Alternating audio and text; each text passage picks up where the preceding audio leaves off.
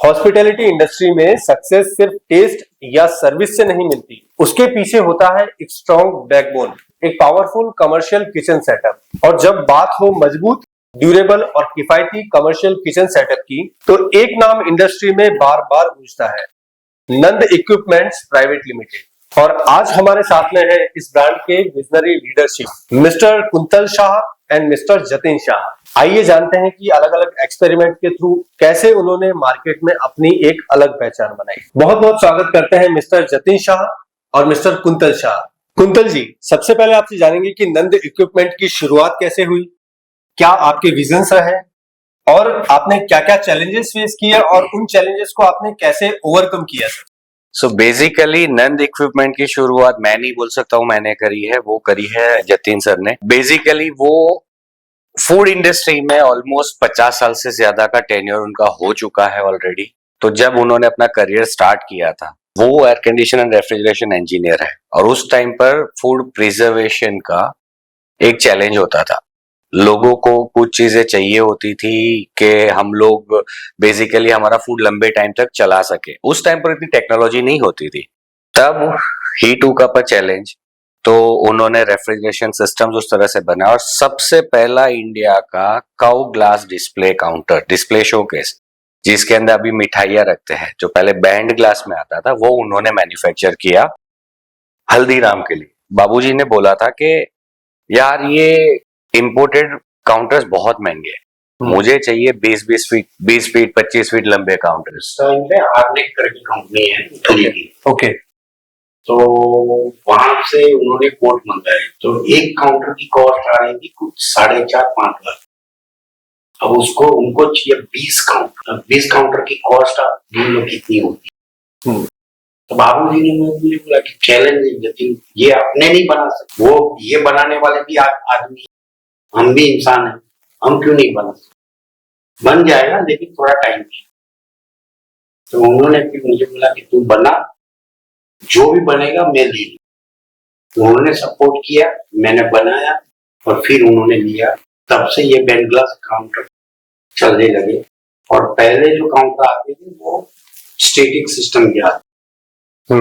तो मिठाई वालों को और हम लोगों को थोड़ा दिक्कत क्या आता था कि भाई मानसून के सीजन में पानी नीचे की पोर्ट में पड़ता था, तो वो पोर्ट खराब हो जाता था।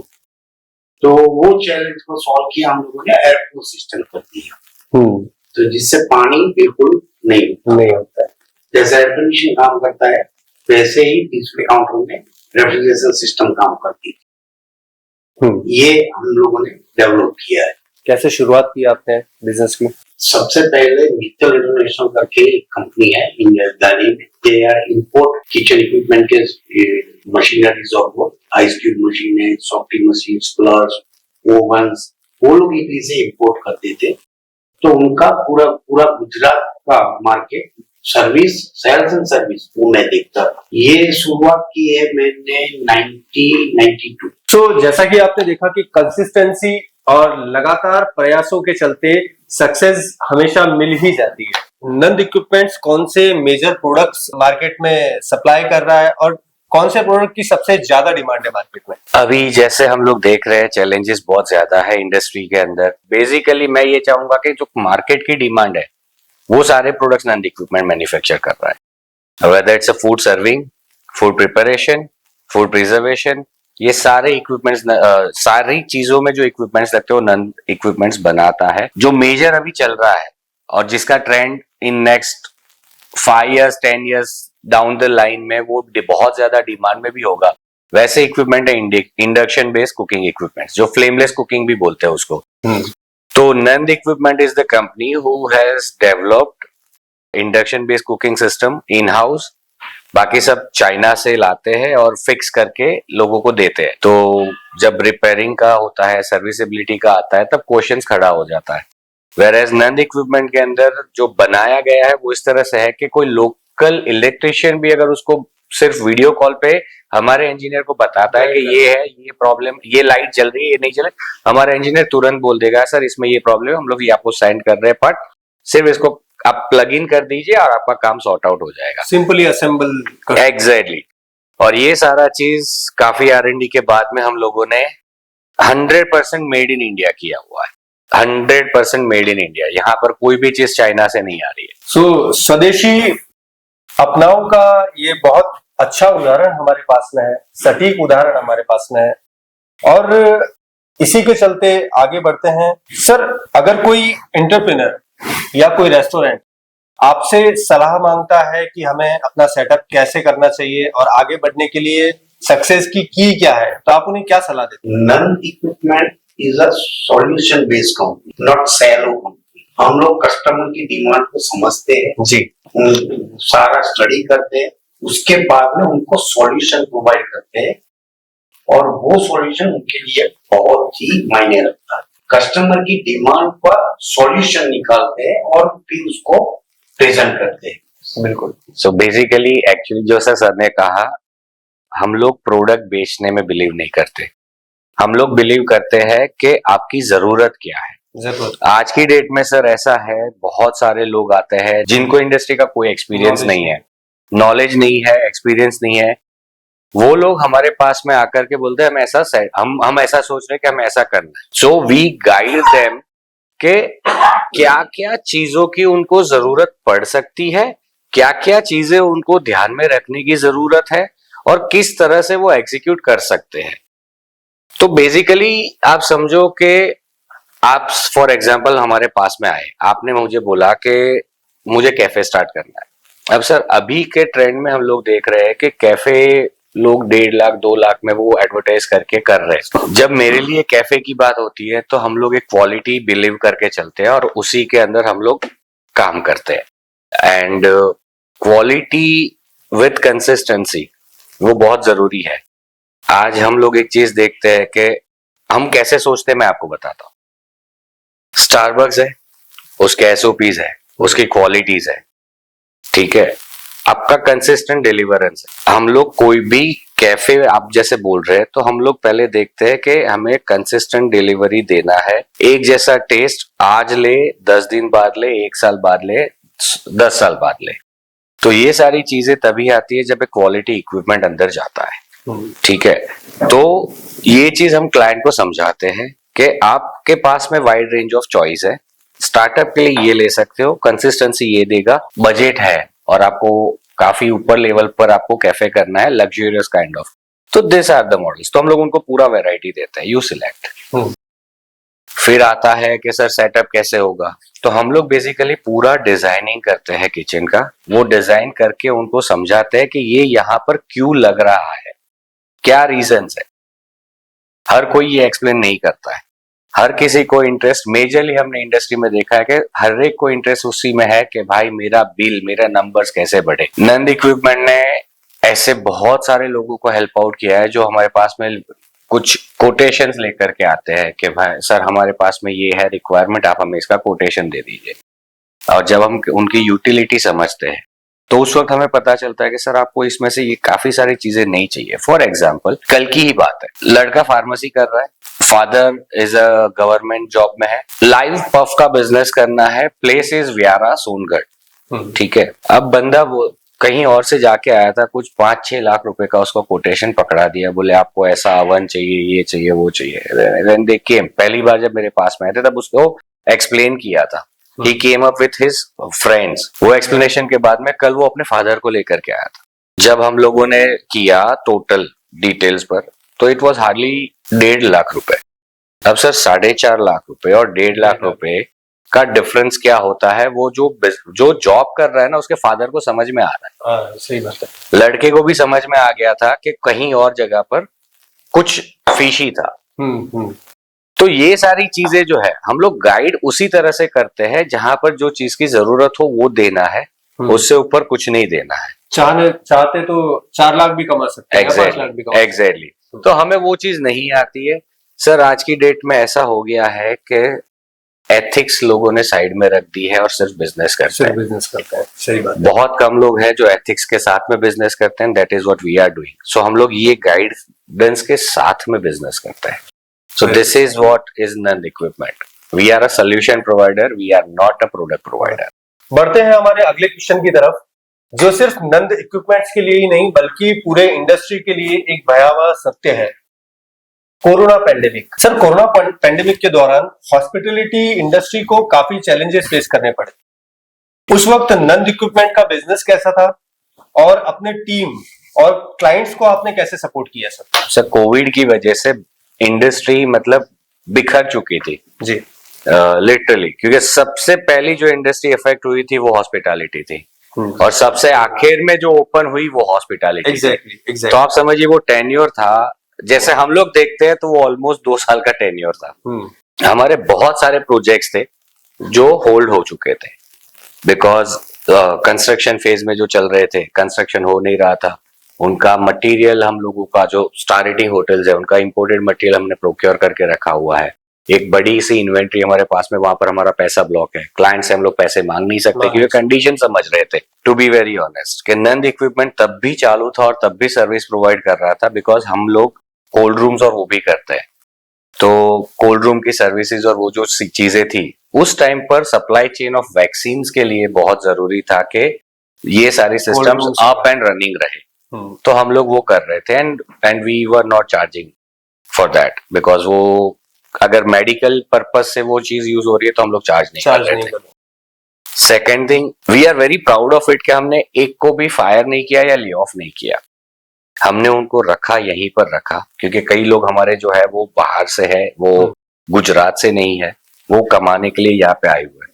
तो उनको यहाँ पे रखा, उनको खाना पीना जो भी है, उनको फैमिली को पैसे की जरूरत पड़ती थी, हमने उनको हर महीने सैलरी बकायदा दी है, काट के नहीं, जो एक्चुअल सैलरी है उनकी वही दी है। Challenges to be very honest ऐसे थे कि जतिन सर का जितना भी सेविंग्स था ना वो हमने इसमें सारा जीरो कर दिया। सो उनका पूरा लाइफ टाइम सेविंग्स जो था वो वर्कर्स की सैलरी में, वर्कर्स को फैमिली की जरूरतों में, उसी में हम लोगों ने दिया। अपार्ट फ्रॉम दैट हम लोगों का लेजर कटिंग मशीन है, so we have an oxygen cylinders, क्योंकि हमारा ऑक्सीजन से कटिंग होता है। हमारे सारे सिलेंडर्स, हमारे पास में तकरीबन 8-9 सिलेंडर्स है, 10-12 सिलेंडर्स है। 10-12 सिलेंडर्स को हमने मेडिकल कन्वर्ट करवाया, ट्रीटमेंट जो होती है वो करवा के उसको रजिस्टर करवाया और वो हम लोग ऑक्सीजन रिफिल करवा के जहां जहां पर जरूरत पड़ती थी वहां पर हम लोग प्रोवाइड करते थे। सो ये कुछ चीजें हमने की है and we are very proud के हमारा हर एक बंदा हमारे साथ में खड़ा था। आज में भी वही बंदे हैं जो उस वक्त भी थे, यहीं पर थे। सर खुद कम्युनिटी किचन चला रहे थे, तो कम्युनिटी किचन में हर रोज का समवेयर अराउंड 1000-1500 लोगों का खाना जाता था। तो पैंडेमिक था बट लोगों का सपोर्ट भी उतना था कि जिसकी वजह से नंद इक्विपमेंट का बिजनेस अफेक्ट नहीं हुआ है। काम चल रहा है हमारा, हम लोग काम कर रहे थे, सर्विस प्रोवाइड कर रहे थे, giving something to the society. जो लोग सोचते हैं that we were actually doing at the time of pandemic. तो वो एक टाइम था जहां पर कुछ टाइम के लिए हमें भी लगा था कि अब क्या करेंगे, पैसे जेब में है नहीं क्योंकि सेविंग्स खत्म हो चुकी। बट सून आफ्टर दैट वो कहावत है ना सर, जो आप देते हैं वो घूम के वापस आता है। बस तो वही चीज हुई, दुनिया गोल। एग्जैक्टली। तो हमने जो दिया था उसका 4 गुना रिटर्न में आया। कस्टमर का सपोर्ट उतना मिला हम लोगों को। जब शुरू हुआ तब सामने से लोगों ने पेमेंट्स हमें लोगों को इश्यू कर दिए। तो अल्टीमेटली कोविड एक आई ओपनर था कि आप कैसे इंसान है, किस तरह से सपोर्ट कर सकते हैं लोगों को, कम्युनिटी को, सोसाइटी को।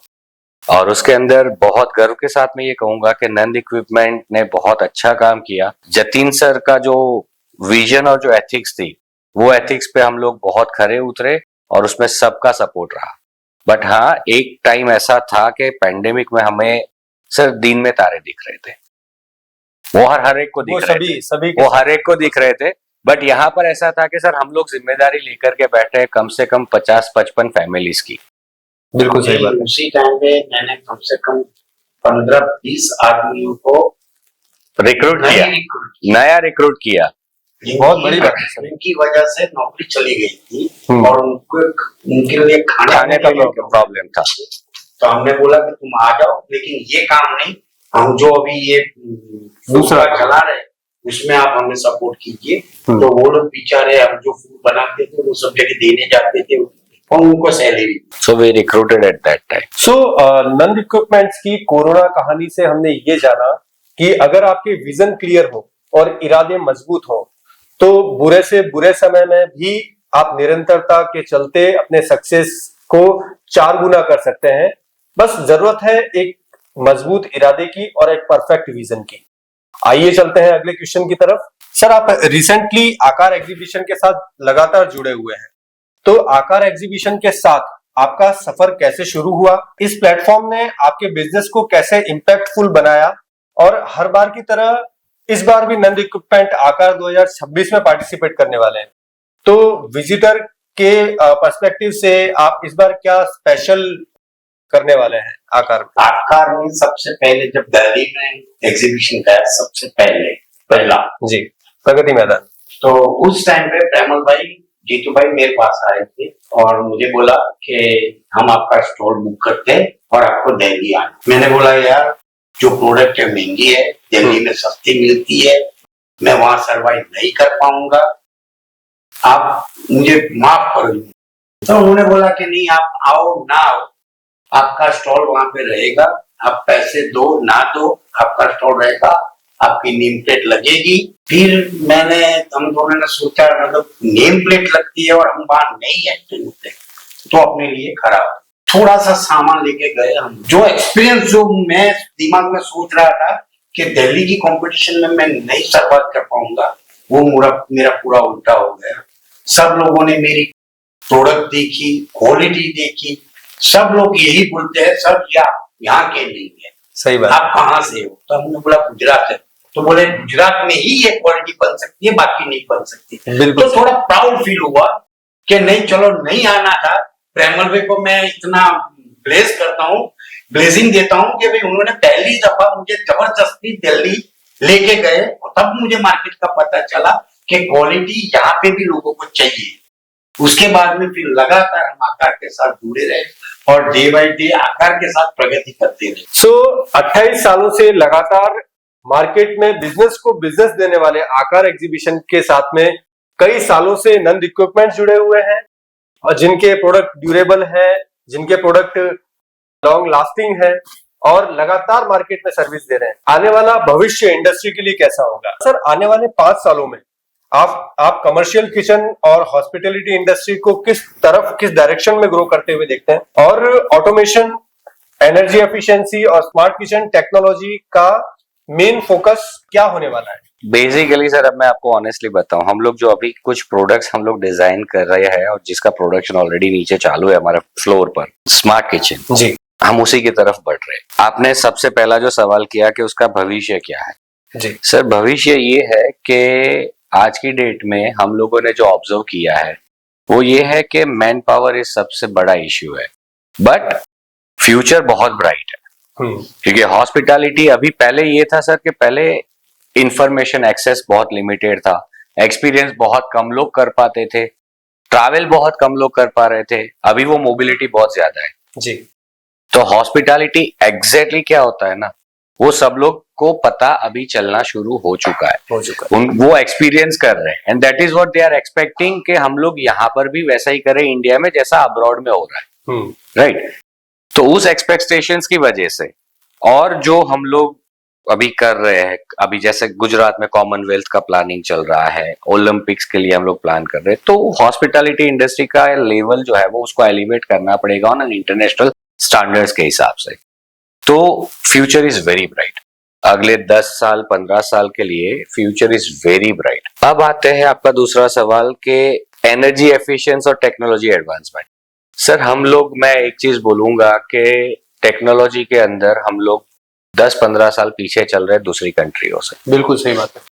कम से कम अभी सिनेरियो एक ही चीज का आता है कि हम उसको पेस अप कैसे करते हैं, राइट। टेक्नोलॉजी एडवांसमेंट इंडिया में भी पॉसिबल है, प्रॉब्लम्स है, चैलेंजेस है, बट वो सारे फेज आउट हो रहे हैं धीरे धीरे, राइट। सो टेक्नोलॉजी में इंडिया आगे बढ़ जाएगा, हम लोग भी बढ़ रहे हैं। स्मार्ट किचन्स पर एज हम लोग वो वीडियो में देखते हैं, वो चाइना से आता है प्रोडक्ट, वो खुद बना रहा है, ये सारी चीजें इंडिया में बनना शुरू हो चुका है। We are also getting few of our equipments like that, जो हम लोग आकार में भी डिस्प्ले करेंगे। जी, मैंने अभी तो डिस्क्लोज कर दिया है, but that was something which हम लोगों को नहीं करना था। But yes, induction based cooking पर ऑटोमेटेड कुकिंग कैसे होता है, ये एक प्रोडक्ट हमारी आकार में डेफिनेटली रहेगी। Very good. जो कैटरिंग हाउसेस है, जो अपना खुद का सेंट्रल किचन बना रहे हैं, तो मैन पावर इश्यूज फेस करते हैं, वो मैन पावर को इरेडिकेट करने के लिए हम लोग वो सिस्टम्स लेकर के आ रहे हैं। सो वो चीजें आप देखोगे आकार में, डेफिनेटली आकार में। आकार 2026 में इस बार हमें कुछ नया देखने को मिलने वाला है नंद इक्विपमेंट्स की तरफ से। आज के एंटरप्रेन्योर्स जो हैं, जो नया बिजनेस स्टार्टअप कर रहे हैं, जो स्टार्टअप प्लान कर रहे हैं, उन लोगों के लिए आप क्या मैसेज देना चाहेंगे? उन्हें क्या आप सलाह देना चाहेंगे कि क्या उन्हें भविष्य में करना चाहिए? ऑनेस्टली एक चीज बताऊं सर, सक्सेस की एक ही है, डिसिप्लिन एंड कंसिस्टेंसी, जो मैंने खुद ने सर से सीखी है।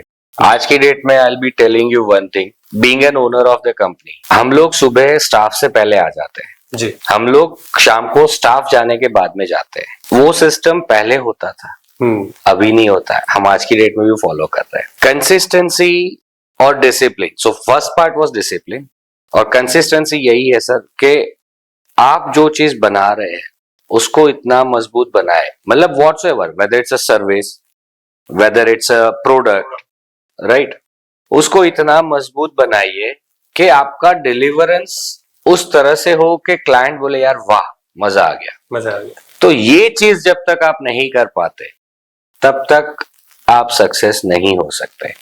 तो सक्सेस ऐसा नहीं है, कई लोगों को बहुत शॉर्ट टर्म में सक्सेस मिल जाता है, they get everything what they want, but चक्कर फिर आता है सर, एक लेवल पे पहुंचने के बाद में उसको संभालना भी तो जरूरी है। सही बात है। तो success is a continuous process, और वो कंटिन्यूअस प्रोसेस का जो रूट, मतलब हम लोग जो बोलते हैं बीज मंत्र, वो यही है कि discipline and consistency has to be there. अगर आप में वो नहीं है तो आपके एम्प्लॉयज में नहीं आएगी, आपकी प्रोडक्ट में नहीं आएगी, आपकी सर्विस में नहीं आएगी। नींव में, उसकी नींव में वो चीज की बहुत जरूरत है। वो होगा तो 100% सक्सेस होना ही होना है। कुंतल सर के लगातार कंसिस्टेंसी के बिहेवियर से जाना कि कैसे हम अपने बिजनेस को लगातार ग्रो कर सकते हैं, कैसे कंसिस्टेंसी और निरंतरता के चलते हम अपने बिजनेस को एक नए आयाम तक पहुंचा सकते हैं। आज के इस कार्यक्रम को बहुत ही स्पेशल बनाने के लिए सर आपका बहुत बहुत धन्यवाद। हम बहुत बहुत धन्यवाद करते हैं मिस्टर कुंतल शाह का, मिस्टर जतिन शाह का, जिन्होंने हमें बहुत सारी गाइडेंस दी, कैसे निरंतर रहा जाता है, कैसे कंसिस्टेंसी एक की है सक्सेस की, और कैसे हम लगातार ग्रो कर सकते हैं। इसके लिए सर आपका बहुत बहुत धन्यवाद। Thank you for having. दोस्तों, आज के इस कन्वर्सेशन में हमने जाना कि बिजनेस सिर्फ प्रोडक्ट बेचने का नाम नहीं है, ये विजन, कंसिस्टेंसी और ट्रस्ट बिल्ड करने का सफर है। क्वालिटी पर कॉम्प्रोमाइज ना करना, क्लाइंट को अपना पार्टनर समझना और हर चैलेंज को अपॉर्चुनिटी में तब्दील करना, यही एक असली एंटरप्रेन्योर की पहचान होती है। हर बार की तरह इस बार भी आकार 2026 में नंद इक्विपमेंट्स प्राइवेट लिमिटेड आने वाले हैं, जिनके प्रोडक्ट्स सबसे ज्यादा किफायती, मजबूत और ड्यूरेबल माने जाते हैं। अगर आप हॉस्पिटैलिटी या फूड इंडस्ट्री में हैं, तो उनका स्टॉल विजिट करना ना भूलें। मैं हूं पलाश और आप सुन रहे हैं बिजनेस लीडर पॉडकास्ट। तो मिलते हैं अगले एपिसोड में एक और बिजनेस स्टोरी के साथ में।